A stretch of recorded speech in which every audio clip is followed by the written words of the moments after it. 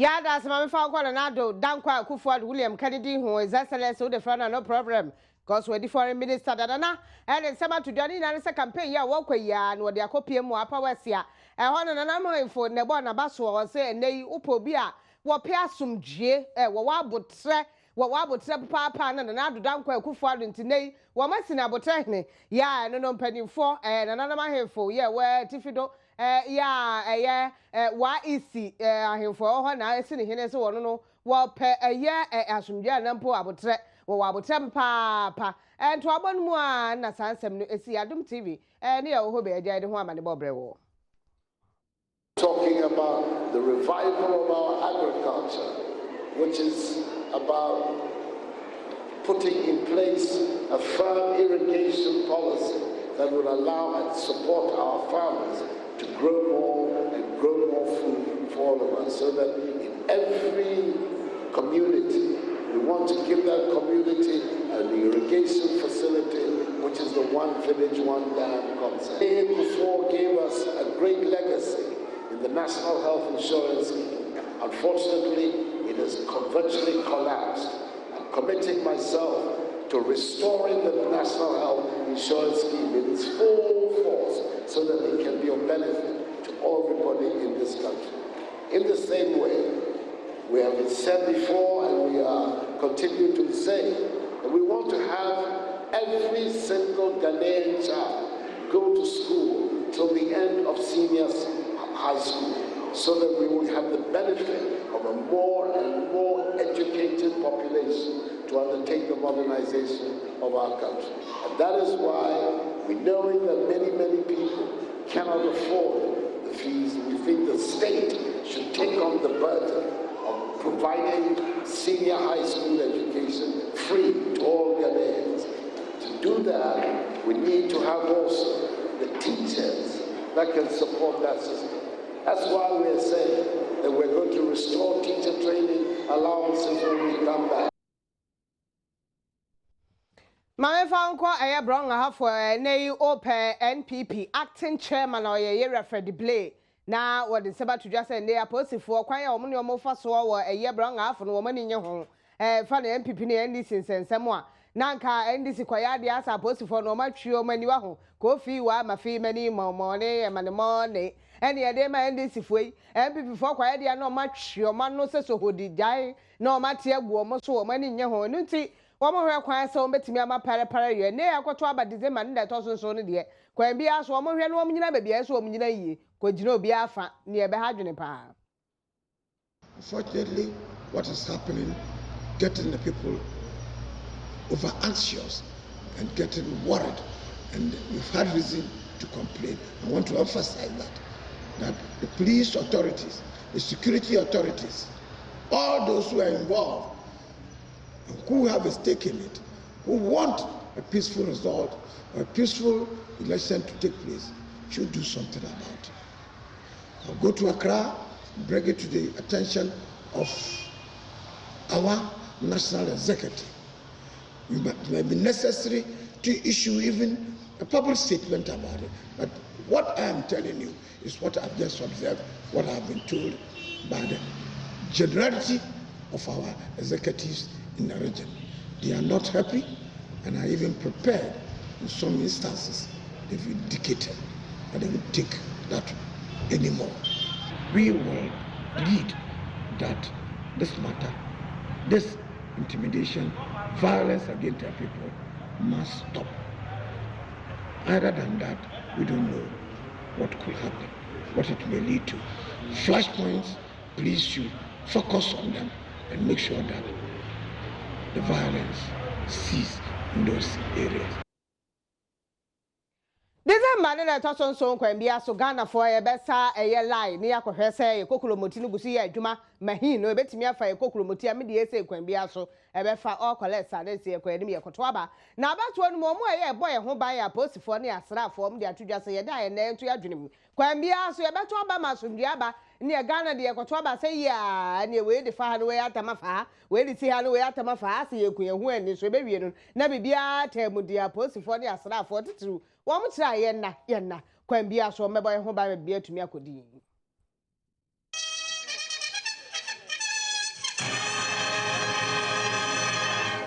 Oman sa Adom adwuma eye Ghana Armed Forces for their tudwa so wo de niam nyina egu kwan so bebo ma afia ba ye beto no ebe ye asomdwe onum kiremu a bibi biara ese Ghana Armed Forces for ye e de bo ankrankran na afi ya ba ho ban no eye ade a wonum beye ama Ghana fo nso ani age Commandant of Ghana Military Academy and what this answer me a tudwa ebra no ne Adom Kasee etuchenkomo. I have suggested that a lot of countries around the Sub region are facing difficulties and challenges, but this country is still standing firm.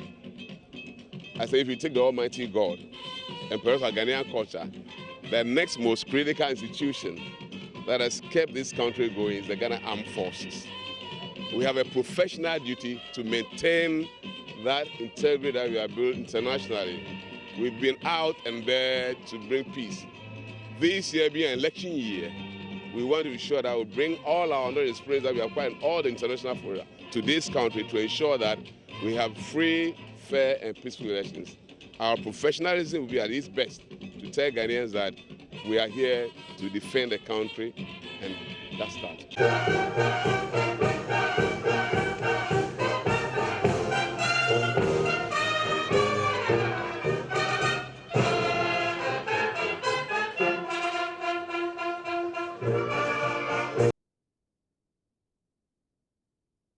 The Otia Konya so ene yi a ohwe kwan se Ghana for be Adom no 2016 ye kwoto aba December de to so Ghana for be ka kire se JM to aso His Excellency John Dramani Mahama kopie mu ogwa na ogwafo difetu afasre na nanama hemfo bodwa kase pa na ja wo kopie mu hobie wone se bato na nanama nim se nei se ye beko ye nim a Ghana ye beko nkan yie se de dia wono furase no ohwema ne ma kwada nim no a ebetimi agina mpempen so papa ya adesua na se ba ne sa na se na nanama hemfo wo mu ne betimi apia wo mu manfo no matumi afa adesua seru so enu nti wa hye se obi bia no hwe titu na nanama hemfo so wo mu moa etu emmebu nufo wamu wa akadie bia omu fantan mmebu nachi se de be ya adesua ebetimi akoyie wo hwesa de a wo kire se wo su schools ne ade na akoda benya ba bia etumi asua ade no a wamu de omafutuo ne ade ka ho ebetimi abo ayie pa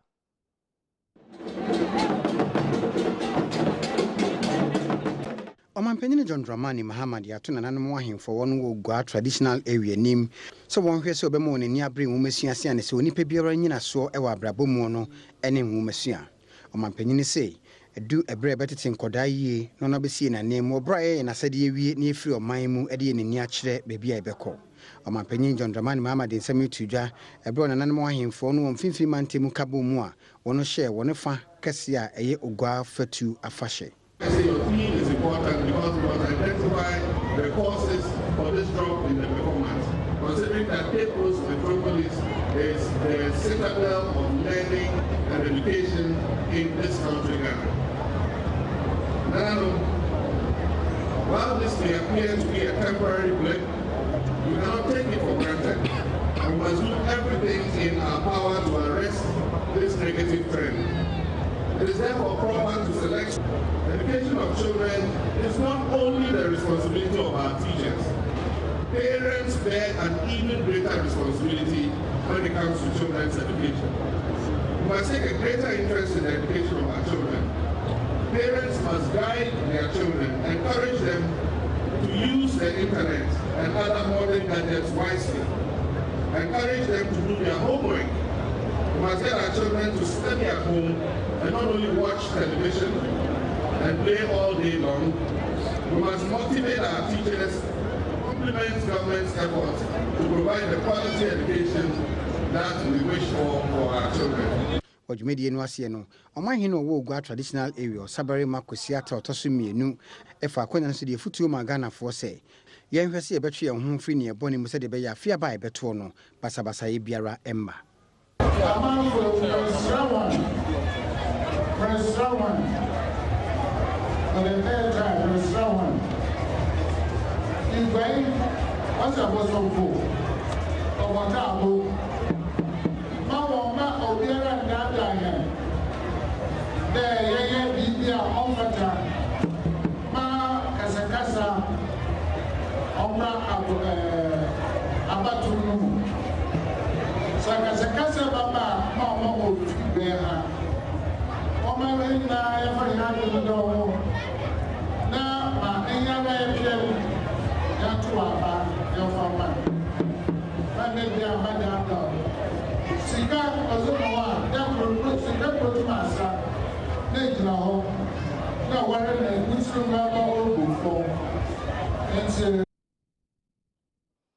Afutu akwa ma meburu ya mo bebie ni anwea so bekwai constituency na mrase bedwani ya ogina wo mano ewo mrase bedwam ne de atwodwa eye yewra Kingsley Aboajijedu na futu anyi na se wo hwe kwan se ne babuni classes ya wode aba obi antwia ho ka extra classes ya betimi aboa kwotro so betimi atwa ne ye no wo hwe kwan se o nyina ebetimi afa ho emfaso ana o manya ho mfaso tumi aboa mo so hwe ne ba o matumi atwa ne befu yeah some of the to bra na wono akasa egba pro wakwara de ekoso ebra nkwada yi esua de wa mo amane ye no ani putupuru mu no kopie mu ho wakoso amfane sapa ne ko ye wo de canvas be 1600 na wo sai editika edita ato de kobo a ese adwumadi a no ade esi ho no betimi amamu ahyeke na yi. Mrase bedwani ogina de mo amanfo wono bibie ni anwea so bekwa ya bato mpesua so onimonyamfo Kingsley Aboajijedu e de afutu ama adesuafo no senior high school se sa bre ya wotumi akotua sika de atovo a woye free vacation classes de ama wo mo no wonmo modin se obefa na nibre so se de be ya obetumi asua bibi ansa na wono mo asanso akọ school odansem yedi ebe oni na manebofo kwa apro a wokohwe se de mofra no adesua esitie. Adom Kasee na manebofo kwa Bradexen ne akyekirefo ni bi kasaye emomudi nsem yetudwa na yede asida esombo kese pa yede amaye MP Honorable Kingsley Aboajijedu se oso saadaye so obeye sa classes yi amaye no onya power ewie no 19 nachi amfa amaye na okaye se washebo na wasi odi ebose no so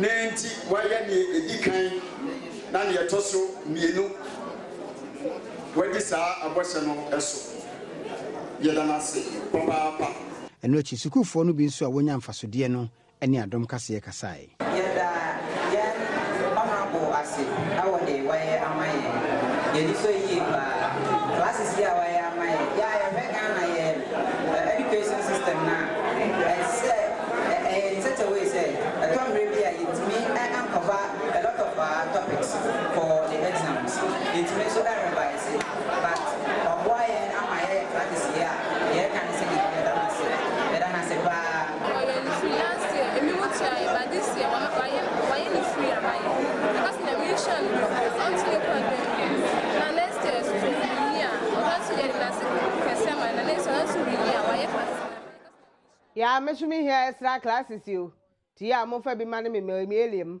na ebebo ayie papa me no ko buko mbanku Brahma Kamoko ni din no na eba no boxing pa dia local Ghana ha se ye jawadwo ne wo hia kwa no ti hu yellow no oburu no pra no ma ne bobom prati nyada wo dia tudwa ene da no Facebook ra dia nkoda nketenkete no wo miemia wo mo kwada na nka hwe na wo headress apanimu etese wo peki si ukakra wo so wo mpene ya sinse boy akwaso no ya buko mba force wo peso okisi headress bi papa mami so wontie yes ne brai wo bobo no opira no ne ade sa ade ntino wo peso wo ye ketwa we ye nkum ni pai ketwa we ye nkum ni pa wo so wo mpene yes asem na kopie mo magistrate court ya wo mo kire sa ba force wo mre ne na asem na kopie mo ho a wo mo hwe kwan so metimi ade asem na bukom ene wa tam bible no refisa na yere ye konfo kire nsem mu se hwe 75 million na pay free no politics na man for year pa bukom na atire mu. I'm changed. I'm not beating any people. I can't insult. I swear with the Quran, in the Bible, in the park, I'm changed my life to preach it to the people. And then, master, we are politics. Me boomata. They want to paint me in the NDC, but God no write that. God no write that. I dey tell you. God no write that. God dey my back. I'm not beating matter. If God say He's created the world, He created human being. If I beat matter, the rare. It's true that I beat matter. This is a Bible. I dey swear with Bible, and I dey swear with God.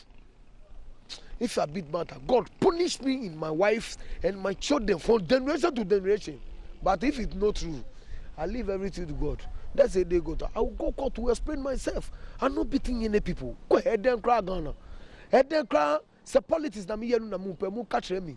Na me jai. Mu jami. Head and cry. Go. Say mu pese me call remand. Alo me call jailer. Mu kan kwari. Me bu obi. Master say me bu obi pa. Say ma bu obi pa. Say ma bu obi pa no prapo. 75 million ebeji. 75 million de medical abonu. Anani 3 atwa. Anani 9 atwa. Where po ube who say bibi no mu yenu. If you don't believe the Bible will believe you one day.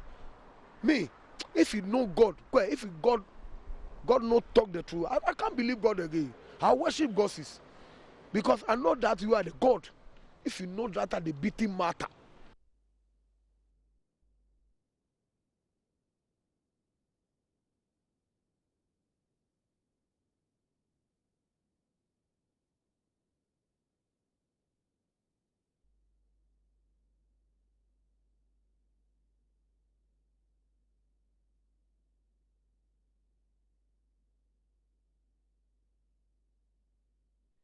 Yama Lodina Mahama, one no Naja, His Excellency John Dramani Mahama, no, Lodina Foundation, nay, Adoya Hodoya, or Ghana High and Semdeja, now a copium, Boston, US of A. Now, crow any and say, nay, opium, our domain and put him a bronco half away or him out.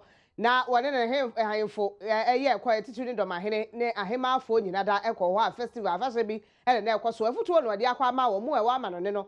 Say a yen in the year. Say o maka omo ho abomo no omo bo asa Ghana mpuntu obekwana ni mo tetu ene adesua fam say Ghana bekwana ni mu a okopie mu amanoni a wo kakrawa ene gya ntoboa ne ade a ne yesufra omo omote ene ade a wo da wa se say omo bo adwumade ne omo nkoso na omo mo Ghana na Ghana ntumi fa ne to mapapa mfra ye sem akoso bra wo de nsem tudwa e wo Boston abrochima mu a enche wo de nani bekire Ghana.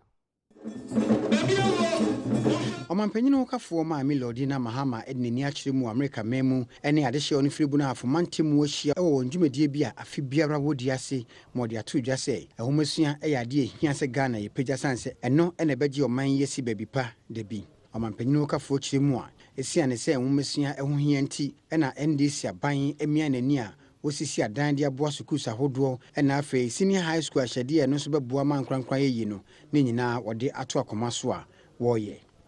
Brothers and sisters, there's nothing as important in a child's early life as education. Give a child education and change his or her future. There is a direct link between poverty and lack of education. Education is a bridge out of poverty. According to the United Nations Educational, Scientific and Cultural Organization, UNESCO, report in the year 2015, the sub-Saharan Africa remains the home to the largest out-of-school population of children in the world. Although in Ghana we continue to face our challenges, we have achieved universal enrollment of children in primary school. This has made us a role model for many African countries in the provision of free education.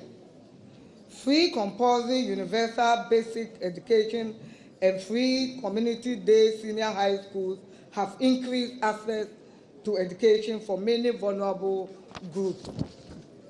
The policy of progressively free secondary education is being extended to 120,000 boarding students this academic year. Odumedi no ase no oman hini owodoma traditional area osagefo osiade yo nana agiman enso de futuo ma Ghanafo se wonfo ne ntu fom no hwe enema pa aban hodro no oman mu aye titiru ni omanpanyi John Dramani Mahama na wonyina so ento aba emfa ma obi a owodo ewo bono afo mantemu onchare Ghanafo obekosinanim me matena nka se bentoma sabi wei obenten ana no kwa dabi onye ono ntini ba yeye ne mesra Ghana ko nkyere ye bayi president anamboa nsra ho president bia obeba so no ne mesra bronga hafo Ghana for ma umfa ni diu kakra obetima ye no umona baso no ntimi ngede onye bi mananka ho ai kombasa da bia bi oye bi na ye nka ne yewra jeje Rollins ba ye yewra je kofo no ba ye yewra atamels no ba ye yewra no tisu sese no ba ye obaduru ba bi no ba de ba sa ba sha ba nem from abasa yemienu ne ba de ya ho ba kire ye waka bono netwi bono ena doma hene wo kan bono bosin wo yi no waka bono e wo doma memu na daleta bisasa de na ma melody na wanka twi wo no esi twi papa bi ni nka so wonka house a obete ka house pamo say yes what house any ade UNESCO under the auspices of Boston ma me home so na me komra me ko ba ade aka me de asomo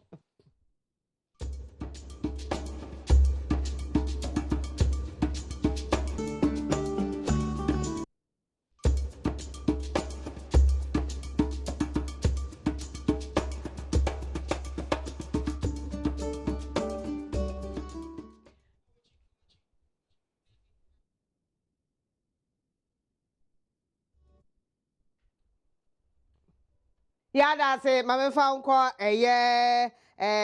ahobakese festival ase na gomwa fete ene ye no na gomwa fete wo mo ho de atodwa se ho behia pa se afahye bia no wo benya bibi ye danson ma afahye na ama atwe amanfo de aba afahye na se na ye upiem wo nkrofo ama so te se bia sampa ukopiem ho ene wo mu di afahye se ye mai wo mu dwudwu o manufo so na wo mo de afahye Sada no mo kira se ebe anka atopa ho atopa buo wo mo fa nsa fa se nimiye o na se wo bu atopa no ne ade wo nipa mu a ene obu ni jenjenje se ya na amafa ya atrase wo mo e wa broti amano no meche de na Ghana fo tumi bu atopa den nya asem keto wo mo de ka ho e babu aye papa fa se na se naja wo mo e ho mmabunu ne nkogwede atopa yi nipa wo mo se wo mo ye vele atrase yi pa betimi aboa